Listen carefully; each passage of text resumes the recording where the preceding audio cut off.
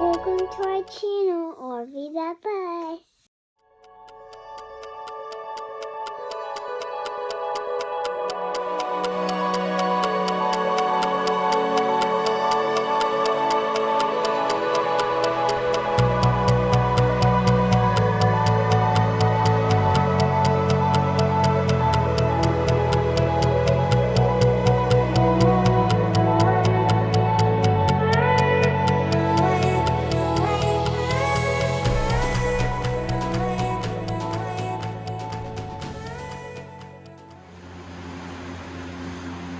Okay, so we've got our furring strips attached to the tops of every window.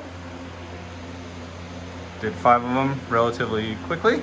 Next thing, since I'm kind of in furring strip mode, is so this emergency exit is going to be replaced with one of our 15.5 BTU Furrion multi-zone air conditioners.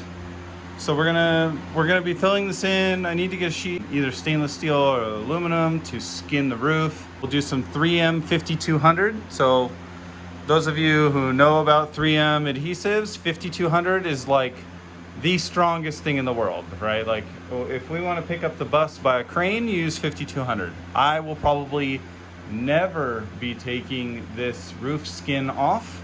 I don't want it to leak. And I'll be riveting it into these rails as well, but we'll be doing 3M 5200 around the edge, and that should be more than enough to secure that, along with we'll put some bracing inside and we'll make a little pocket. Anyways, we'll get to that in our air conditioning episode, which is coming up soon because we need to do our furring strips and etc. Before I can start doing these, really, I need to do that header panel right there. And before I can do the header panel, I need these sides. So I'm going to be making the trim for here and the trim this way. We'll tie it all in and then we'll get that attached, and then I can start working on our header panel. So let's go for that.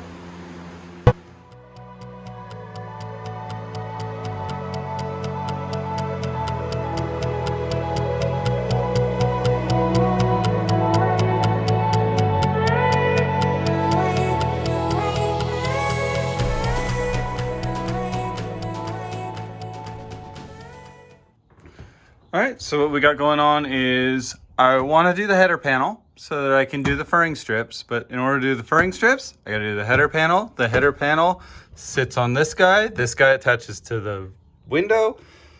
So I used it before. There are layers to this onion. And so we have to do this part first. So I'm putting this guy in the corner like that, nice and tight. Right, well, nice tight gap right there. And then we will have our piece right here, which is those guys. Those guys are 4.5. 4.5 gives us about 3 inches, which is our furring strip, so that we have a nice tight grab into the furring strip. I have a really wide C-clamp there so that I can grab these guys and bend them to this curve right here. So I'll suck them in. So this guy's already glued and he's already screwed in. We've got some screws on here. So this guy's nice and tight. I'm gonna put glue and then I'll C-clamp that board so it'll have that curve. We'll brad nail it in. The brad nails, don't just shoot them in straight because they have a tendency they can pull right back out. You kind of want to shoot them, you don't need like a 45, but just a little bit of an angle, and alternate your angles, and that way you've got this like crisscross pattern in it, and that way your board can't pull out. Use that to your advantage. That way you get a nice tight grip. The brad nails, again, they're just there to hold. Really, the glue is what does the magic. It's kind of in all woodworking. You don't use nails and screws to hold everything together.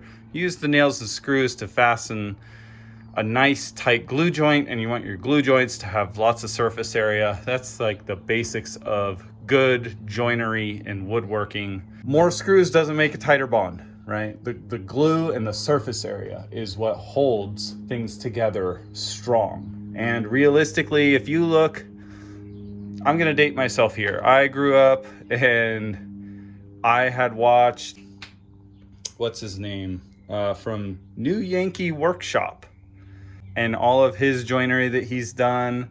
I've watched a bunch of YouTube videos on like Japanese joinery. They don't even use fasteners. They have crazy angles and little wedges and things. You know, you don't need screws, you don't need bolts. Good woodworking holds itself together by a surface area and adhesive. So yeah, that's today's lesson. I put this piece in the corner. We've got our strip here. This is a 4.5 inch strip. This is 4.5.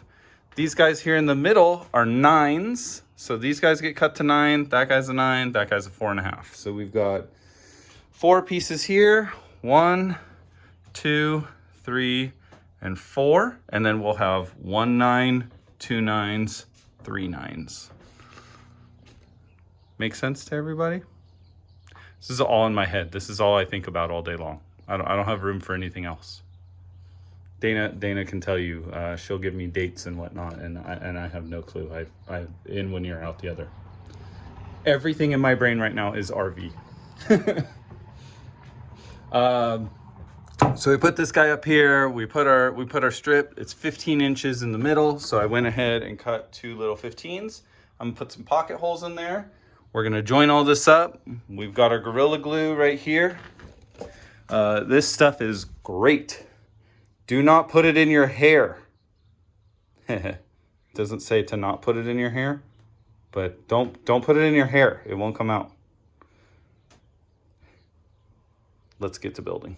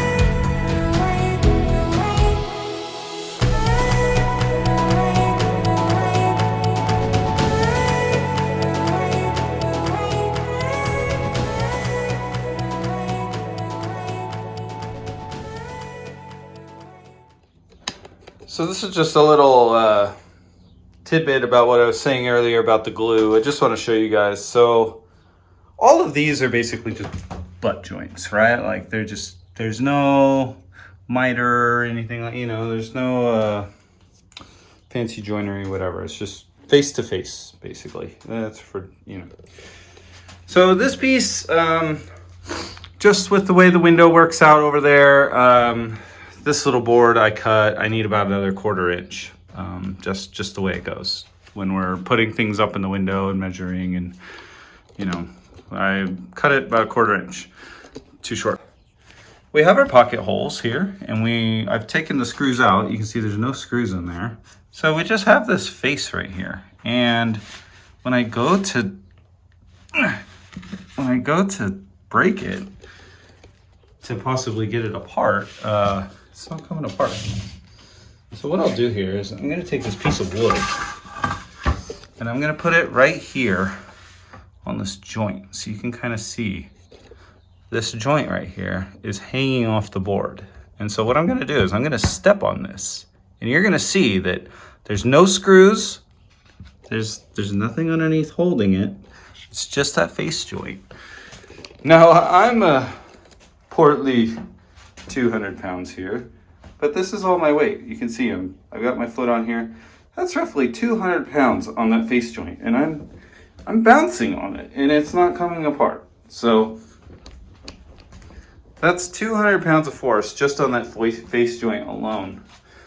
So it's not the screws that hold everything together, it's the glue. The glue, or the screws are just there to hold it so that the glue gets nice and tight. And if you're watching me when I'm doing this, I'm taking my finger, so this is kind of the positive, you know, this is a fun part of doing all this. Normally I'd use like a chipping brush or something like that, like a throwaway brush, just so I don't have to get my hands all yucky. But I'm putting it on my finger, I'm putting it on the board. I'm smearing it around on my finger. And then I'm also smearing it around on the face. And what that does is it allows the glue to get into all the pores of this wood and the pores of this wood. And then we have a nice tight glue to glue joint. But, I mean, I'm gonna hit it with the C-clamp. I don't have the hammer, but I can't get this joint apart. I'll probably end up destroying this piece of wood here, and I'll have to cut a new one. So that's kind of a bummer. But yeah, this is me stomping on that joint. So Gorilla Glue, good stuff. Very strong. Do not underestimate the glue. Back to work. Oh, before I forget, when you get glue on your fingers, you get to peel it off, and that's the fun part.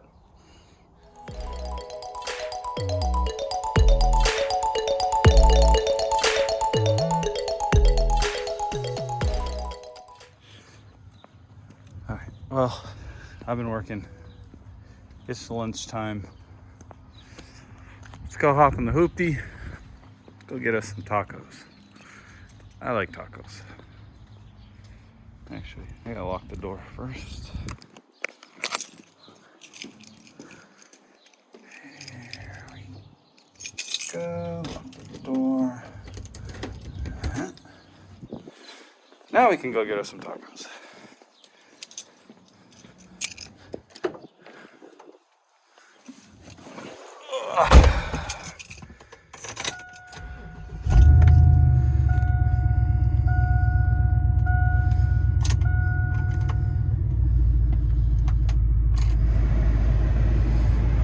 It is hot.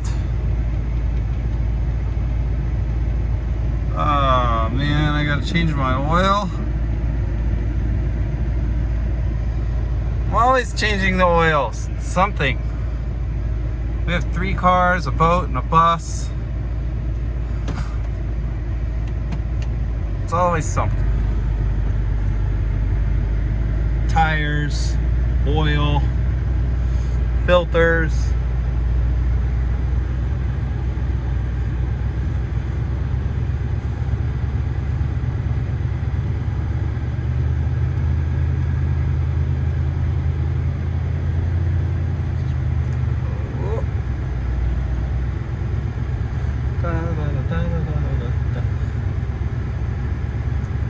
So my car is too big to turn around, so I have to back up all the way down our driveway.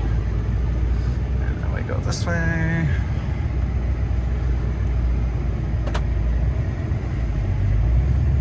Alright.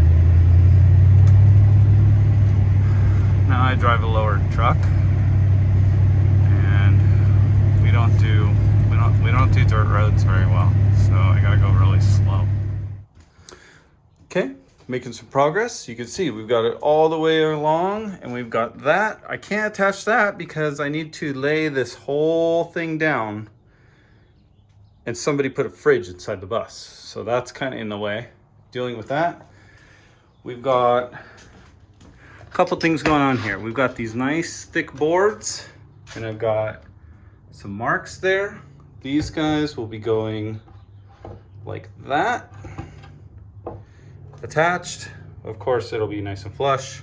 We're gonna be sanding and filling all this stuff in, so, but as you can see, it gives us like a nice little pocket back in there, and that's where our little pull down blinds, our blackout shades, will be like hiding in that little pocket.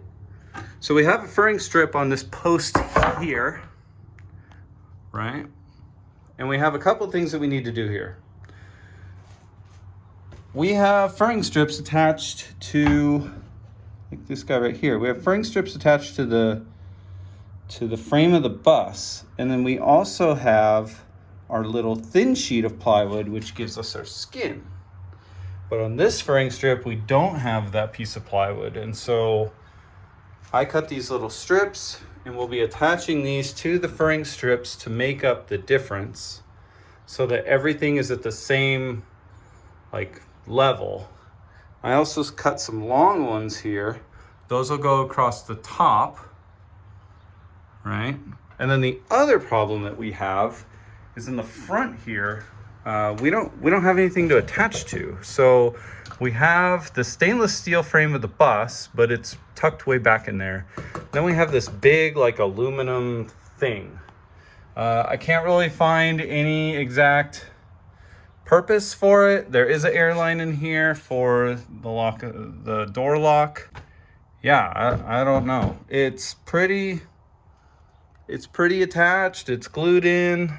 Thinking I'm gonna do is I'm going to take a 2x4 and I'm going to anchor it with tap screws and adhesive onto this guy who is attached to the frame. And then we'll do a piece of plywood over that, bring that to the same height. So here, let me kind of show you. So I've gone ahead and cut a 2x4 down to my 2.5 width, and we'll set him in there like that. And that kind of puts him nice and tight with this guy. So he sits flush with that guy. He'll sit flush with that. And so what I'll do is I'll nail him into that strip down there. We're going to countersink some self-tap screws into here, and we will drill them into that. And so it will be attached. And then we'll put that plywood strip over the top to make it all at the same level. So it will have a plywood strip, screws going in, and a screw at the bottom. And I think that should be enough to make it nice and sturdy. And that way we have something here to anchor into. We'll come off of that a little bit, and that will give us our pocket for our blinds. And that should be our structure. At that point, I'll be able to attach this guy to here, and a 4.5, woo, he's falling. A 4.5 to the front. Then I can do my cross pieces, and at that point we should have one whole, I'll call it fascia, I don't really know what to call it, one whole fascia skin to this whole section of the bus that should be laying down. We'll lift it up into place, we'll glue it, we'll put glue all over where the glue needs to go. We'll lift it up and we'll push it on there nice and tight, brad nail it on, C-clamp these to the curves, and at that point, one whole side of the bus trim should be done. And that is a huge feat to do. And then we'll focus on this side. So this side, again, we've got our furring strips up there. I need to put the board on this side that we can anchor to. The majority of that is already cut. It just all needs to be anchored together. So I'm gonna go ahead and start a time lapse here, and you can kind of see me working on that. Hopefully I don't hit any snags, and I don't have to explain things to you guys again. I know that we had a comment that you guys want to see me do the work, not just have me talk about it. I'm hoping the time lapse help with that. I would assume at this point you guys know how to do pocket screws, glue, etc. You know, the real point of these videos is not to be a how-to, it's just kind of to show our ideas of how we're going about it. Other people in the bus world, they do shiplap, some people do plywood, some people they just leave the walls as MCI, as it came. So this is just our way of doing it. If you want to follow along and do it our way, cool. Otherwise, let me tell you, shiplap we would have been done with the shiplap. Shiplap would have, right? We would have been done already. So, but I think this look will give it a little bit more depth and a little bit more sophisticated, and hopefully we like it. All right, on to the time lapse.